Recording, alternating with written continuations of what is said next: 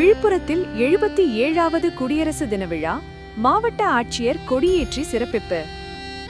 நாட்டின் 77வது குடியரசு தின விழா இன்று விழுப்புரம் மாவட்டத்தில் வெகு விமர்சையாக கொண்டாடப்பட்டது. மாவட்ட ஆட்சியர் அலுவலக பெருந்திட்ட வளாகத்தில் நடைபெற்ற விழாவில் மாவட்ட ஆட்சியர் ஷேக் அப்துல் ரஹ்மான் கலந்து கொண்டு தேசிய கொடியினை ஏற்றி வைத்தார்.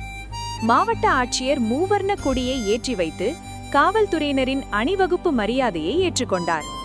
அமைதியை வலியுறுத்தும் விதமாக வெண்புறாக்களையும் வானில் வண்ணமயமான பலூன்களையும் ஆட்சியர் பறக்கவிட்டார். இந்த விழாவில் முன்னாள் அமைச்சரும் திருக்கோவிலூர் சட்டமன்ற உறுப்பினருமான பொன்முடி, விழுப்புரம் சட்டமன்ற உறுப்பினர் டாக்டர் லட்சுமணன், மயிலம் சட்டமன்ற உறுப்பினர் சிவகுமார், மாவட்ட ஊராட்சி குழு தலைவர் ஜெயச்சந்திரன் மற்றும் மக்கள் பிரதிநிதிகள், அரசு உயர் அலுவலர்கள் பலர் கலந்து கொண்டனர்.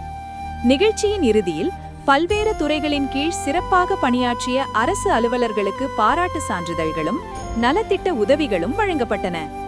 சமூக இடைவெளியுடனும் உற்சாகத்துடனும் நடைபெற்ற இந்த விழாவில் அரசு அதிகாரிகள் மற்றும் மக்கள் திரளாக பங்கேற்றனர்.